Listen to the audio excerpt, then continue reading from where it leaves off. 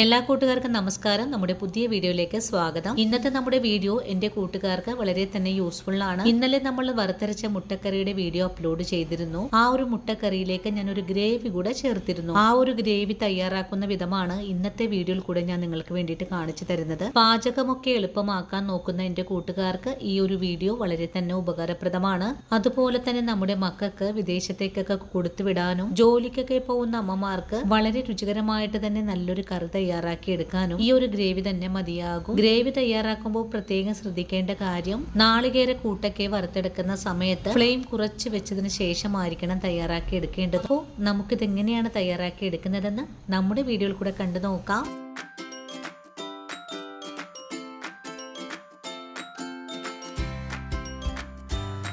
ഇനി നമുക്ക് വറുത്തരപ്പ് തയ്യാറാക്കാൻ തുടങ്ങാം. ഇതിനായിട്ട് ഞാനിവിടെ ഇതുപോലെ 2 മുറി നാളികേരം തിരുമിയെടുത്തിട്ടുണ്ട്. നാളികേരം തിരുമിയെടുത്ത് കഴിഞ്ഞാൽ പിന്നെ നമുക്കിത് വറുത്തെടുക്കാനായിട്ട് ഒരു പാനിലേക്ക് ഇട്ട് കൊടുക്കാം. ഇനി ഫ്ലെയിം സിമ്മിലേക്ക് വെച്ച് കൊടുത്തതിന് ശേഷം ചെറിയ തീയിൽ തന്നെ നമുക്കിതൊന്ന് വറുത്തെടുക്കാം. തേങ്ങയിലെ വെള്ളമയൊക്കെ ഒന്ന് വറ്റി വരുന്ന സമയത്ത് നമുക്കിതിലേക്ക് കുറച്ച് ചേരുവകൾ ഒന്ന് ചേർത്ത് കൊടുക്കണം. ആദ്യമായിട്ട് ചേർക്കുന്നത് ഒരു 15ഓളം വെളുത്തുള്ളിയാണ്. നിങ്ങൾക്ക് വേണമെങ്കിൽ വെളുത്തുള്ളി ഒന്ന് കട്ട് ചെയ്തും ചേർക്കാവുന്നതാണ്. ഞാനിപ്പോൾ ഇതുപോലെയാണ് കേട്ടോ ചേർത്തിട്ടുള്ളത്. വെളുത്തുള്ളി ചേർത്ത് നല്ലോണം ഒന്ന് വഴറ്റിയതിന് ശേഷം നമുക്കിതിലേക്ക് 5-6 അല്ലി കൊച്ചുള്ളിയും കൂടിയാണ്. ഇത് നമുക്കൊന്ന് നൈസായിട്ട് കട്ട് ചെയ്ത് വേണം ചേർക്കാനായിട്ടും. വെളുത്തുള്ളിയും കൊച്ചുള്ളിയൊക്കെ ഒന്ന് മുരിഞ്ഞു വരാനായിട്ട് കുറച്ച് സമയമെടുക്കും. അതുകൊണ്ടാണ് ഞാൻ ഇതുപോലെ ഒന്ന് കട്ട് ചെയ്ത് ചേർത്തിട്ടുള്ളത്. ഇനി കൊച്ചുള്ളിയും വെളുത്തുള്ളിയും കൂടി ചേർത്ത് നാളികേരം നല്ല പോലെ ഒന്ന് വറുത്തെടുക്കാം. ഉള്ളിയിലെ വെള്ളമയൊക്കെ വറ്റി വന്നു കഴിഞ്ഞാൽ പിന്നെ നമുക്കിതിലേക്ക് ഒരു 5 ടീസ്പൂൺ അളവില് മല്ലി ചേർക്കാം. ഞാനിവിടെ മുഴുവൻ മല്ലിയാണ് ചേർത്തിട്ടുള്ളത്. നിങ്ങൾക്ക് മല്ലിപ്പൊടി വേണമെങ്കിലും ചേർക്കാവുന്നതാണ്. മുഴുവൻ മല്ലിയുടെ കൂടെ തന്നെ 2 ടീസ്പൂൺ അളവില് കുരുമുളക് കൂടി ചേർക്കാം. വീണ്ടും നല്ലോണം തന്നെ നമുക്ക് വറുത്തെടുക്കാം. മല്ലിയും കുരുമുളകൊക്കെ ചേർത്ത്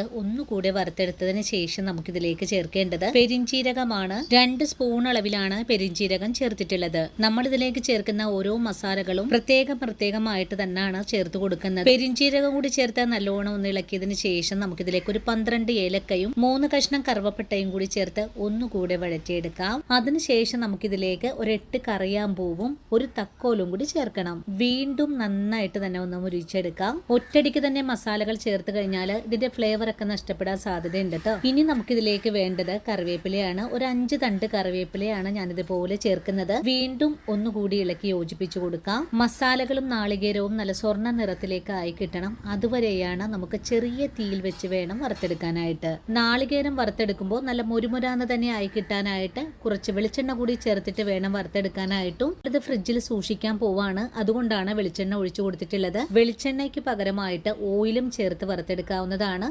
വീണ്ടും ഇതെല്ലാം കൂട്ടി യോജിപ്പിച്ചിളക്കി കൊടുക്കുവാണ്. നാളികേരമൊക്കെ ഒന്ന് ചുവക്കെ വറുത്തെടുത്ത് കഴിഞ്ഞാൽ പിന്നെ നമുക്കിതിലേക്ക് നമ്മുടെ ഗ്രേവിക്ക് നല്ല കൊഴുപ്പ് കിട്ടുന്നതിനായിട്ട് ഒരു പിടിയോളം ക്യാഷ്യൂസ് കൂടെ ചേർത്തിട്ട് വേണം ഒന്നുകൂടെ മുരിയിച്ചെടുക്കാനായിട്ടും. ക്യാഷ്യൂസൊക്കെ ചേർത്തിട്ട് അരപ്പ് തയ്യാറാക്കുമ്പോൾ നമ്മുടെ കറികൾക്ക് നല്ല കൊഴുപ്പും അതുപോലെ പ്രത്യേക സ്വാദൊക്കെ കിട്ടുന്നതാണ്. ക്യാഷ്യൂസും കൂടി ചേർത്തിട്ട് ഒന്നുകൂടി ഇളക്കി യോജിപ്പിക്കുന്നുണ്ട്. ഇപ്പോൾ നമ്മുടെ നാളികേരം ഇതേ ഒരു പാകത്തിലേക്ക് മുരിഞ്ഞു വന്നിട്ടുണ്ട്. മസാലകൾ ഇതുവരെയും ഒരു തരി പോലും കരിയിക്കാതെയാണ് ഞാൻ വറുത്തെടുത്തിട്ടുള്ളത്. മസാലകൾ നല്ലവണ്ണം മുരിഞ്ഞു കിട്ടുന്നതിനായിട്ട് ചെറിയ തീയിൽ വെച്ച് വേണം വറുത്തെടുക്കാനായിട്ടും. ഇപ്പോൾ നമ്മുടെ മസാലകൾ മുരിഞ്ഞു വന്നിട്ടുണ്ട്. ഞാൻ ഫ്ലെയിം ഓഫ് ചെയ്ത് കൊടുത്തു. ഫ്ലെയിം ഓഫ് ചെയ്ത് കൊടുത്തതിന് ശേഷം ഇതിലേക്ക് 1 ടീസ്പൂൺ അളവില് മഞ്ഞൾപ്പൊടിയും 1 ടേബിൾ സ്പൂൺ അളവില് കാശ്മീരി മുളക് പൊടിയും കൂടി ചേർക്കും. പൊടികൾ കരിയാതിരിക്കാനും വേണ്ടിയിട്ടാണ് നമ്മൾ ഫ്ലെയിം ഓഫ് ചെയ്ത് വറുത്തെടുത്തിട്ടുള്ളത്. ഇനി ചട്ടിയുടെ ചൂടിൽ വെച്ച് കൊടുത്ത് തന്നെ ഒന്നുകൂടി ഇളക്കി യോജിപ്പിച്ചതിന് ശേഷം നമുക്ക് ഈ മസാലകളെ ഒന്ന് ചൂടാറി വരാനായിട്ട് വെയിറ്റ് ചെയ്യണം. ഈ ഒരു സമയത്ത് നമ്മുടെ ചട്ടിക്ക് ചൂടുണ്ടെങ്കിൽ ഇതുപോലെ തന്നെ ഇളക്കി കൊടുത്ത് വേണം ഒന്ന് ചൂടാറ്റിയെടുക്കാനായിട്ടും. അല്ലെങ്കിൽ മസാലകൾ മറ്റൊരു പ്ലേറ്റിലേക്ക് കൂടെ മാറ്റാവുന്നതാണ്. ഇനി ഒരു ചെറിയ ചൂടോടുകൂടി വേണം നമുക്കിതൊന്ന് അരച്ചെടുക്കാനായിട്ടും. മസാലകൾ വല്ലാണ്ട് തണുത്തു പോയി കഴിഞ്ഞാൽ ഇതൊന്ന് അരഞ്ഞു കിട്ടാനായിട്ട് കുറച്ച് ബുദ്ധിമുട്ടുണ്ടാകും. ചെറിയ ചൂടോടുകൂടി തന്നെ ഒരു മിക്സിയുടെ ജാറിലേക്ക് അരച്ചെടുക്കാനായിട്ട് മാറ്റുവാണ്. വറുത്തരപ്പ് നിങ്ങൾക്ക് അരച്ചെടുക്കാനായിട്ട് ബുദ്ധിമുട്ടുണ്ടെങ്കിൽ കുറച്ചുകൂടെ എണ്ണ ചേർത്തിട്ട് വേണം അരച്ചെടുക്കാനായിട്ടും. അങ്ങനെ ചെയ്യുമ്പോൾ നല്ല സ്മൂത്ത് പേസ്റ്റ് ആയിട്ട് തന്നെ നമുക്ക് അരച്ചെടുക്കാനും സാധിക്കുന്നതാണ്. ഒരിക്കലും നിങ്ങൾ വെള്ളം ചേർത്തിട്ട് ഇത് അരച്ചെടുക്കരുത്. അങ്ങനെ ചെയ്യുവാണെങ്കിൽ പെട്ടെന്ന് തന്നെ വറുത്തരപ്പ് കേടായി പോവാനും സാധ്യത കൂടുതലാണ്. അങ്ങനെ അരപ്പെല്ലാം ഞാൻ മിക്സിയുടെ ജാറിലേക്ക് മാറ്റിയിട്ടുണ്ട്. ഇനി നമുക്കിതൊന്ന് അരച്ചെടുത്തിട്ട് വരാം. ആദ്യമേ കറക്കിയെടുത്തപ്പോൾ ഇതേ ഒരു പാകത്തിലാണ് ആയി വന്നത്. അപ്പോൾ അരച്ചെടുക്കാനായിട്ട് കുറച്ച് ബുദ്ധിമുട്ടുണ്ട്. ഞാൻ കുറച്ചുകൂടെ എണ്ണ ചേർത്തിട്ട് ഒന്നുകൂടെ അരച്ചെടുത്തിട്ടുണ്ട്. ഇപ്പോൾ ഇതേ ഒരു പരുവത്തിനാണ് നമുക്കിവിടെ ആയി കിട്ടിയിട്ടുള്ളത്. ഇനി നമുക്ക് ഈ അരപ്പ് ഒരു ബൗളിലേക്ക് മാറ്റാം. ഇപ്പോൾ ഈ ഒരു അരപ്പിന് നല്ല ചൂടുണ്ട്. ചൂടാറിയതിന് ശേഷം നമുക്ക് നല്ലൊരു കണ്ടെയ്നറിലേക്ക് ആക്കിയിട്ട് മാറ്റാവുന്നതുമാണ്. ഇനി നമ്മുടെ വീട്ടിലുണ്ടാക്കുന്ന കടലക്കറിക്കും ഇറച്ചിക്കറികൾക്കും മുട്ടക്കറിക്കും മസാല ചേർത്ത് തയ്യാറാക്കുന്ന ഏതൊരു കറികൾക്കും ചേർക്കാവുന്നതാണ്. ഇനിയിപ്പോൾ ബിരിയാണി ഗ്രേവി തയ്യാറാക്കുമ്പോൾ ഈ ഒരു മസാല ചേർത്ത് കഴിഞ്ഞാൽ ഗ്രേവിക്ക് നല്ല ടേസ്റ്റ് ആയിരിക്കും. ഇനി മസാലകൾ ഒഴിവാക്കി കറിവേപ്പില മാത്രം ചേർത്താണ് നിങ്ങൾ വറുത്തെടുക്കുന്നതെങ്കിൽ നമ്മൾ തയ്യാറാക്കുന്ന സാമ്പാറിലേക്കും ചേർക്കാവുന്നതാണ്. ഇനിയിപ്പോൾ ഈ ഒരു വീഡിയോ കണ്ടിട്ട് എല്ലാവരും വീട്ടിൽ തയ്യാറാക്കി വെക്കണം. ഇനിയിപ്പോൾ നമ്മുടെ കറികൾക്ക് നല്ല കൊഴുപ്പൊക്കെ കിട്ടാനായിട്ടും നല്ല ടേസ്റ്റ് കിട്ടാനായിട്ടും ഇതുപോലുള്ള ഒരു ഗ്രേവി നിങ്ങൾ തീർച്ചയായിട്ടും ഉണ്ടാക്കി വെക്കണം.